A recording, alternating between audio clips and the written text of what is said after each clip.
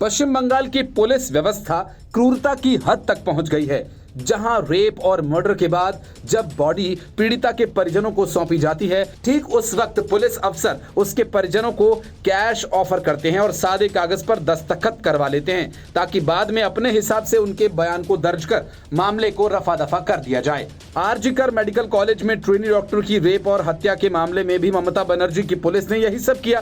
पहले घंटों तक बॉडी देखने नहीं दी और उसके कई घंटे बाद जब बॉडी सौंपी गई, उस वक्त डॉक्टर के पिता को डेड बॉडी सौंपने के समय ही कोलकाता पुलिस के डीसी नॉर्थ ने पैसों का ऑफर दिया, साथ ही सादे कागज पर दस्तखत करने को भी कहा।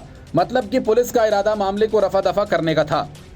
अब सवाल यह है, क्या ममता बनर्जी डीसी नॉर्थ के खिलाफ कार्रवाई करेंगी? क्या वो बताएंगी कि किसके कहने पर बॉडी के साथ पैसों का ऑफर किया गया और उसी वक्त सादे कागज पर दस्तखत क्यों चाहता था? इन सवालों के अंदर ही डॉक्टर की हत्या और रेप की सारी गुत्थी उलझी हुई है। तो क्या ममता बनर्जी नॉर्थ डीसी को कस्टडी में लेकर पूछताछ की इजाजत देंगी? पीड़िता के पिता ने पुलिस के रवैये को लेकर पहली बार अपनी पीड़ा का खुलकर इजहार किया। अभया के माता पिता ने कहा कि कोलकाता पुलिस के डीसी नॉर्थ ने मुझे पैसे देने की कोशिश की, हमने मना कर दिया, जबकि इस मामले में डीसी सेंट्रल हर दिन झूठ बोल रहा है, मुझे कौन जवाब देगा? वहीं पीड़िता अभया के चाचा ने कहा कि उन्होंने हमसे सफेद कागज पर दस्तखत करने को कहा, हमने मना कर दिया, हमने कागज फाड़ दिया। कोलकाता के आरजी कर कांड को करीब 1 महीने का वक्त गुजर गया, लेकिन इस मामले में अभी कोई ठोस खुलासा नहीं हुआ है।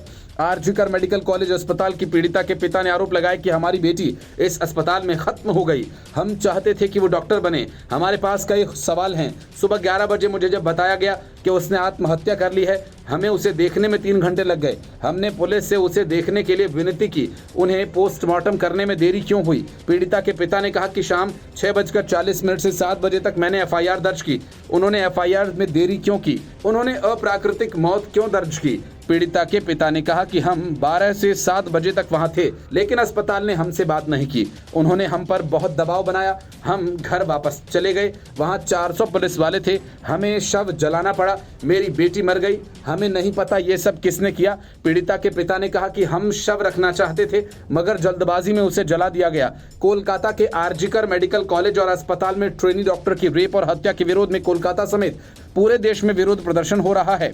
पश्चिम बंगाल सरकार के कार्यालयों के घेराव के दौरान पासकुड़ा और ओंडा में बीजेपी के कार्यकर्ताओं की पुलिस से झड़प हुई। वहीं कांग्रेस ने भी इस मामले पर विरोध प्रदर्शन करते हुए जांच में तेजी लाने की मांग की।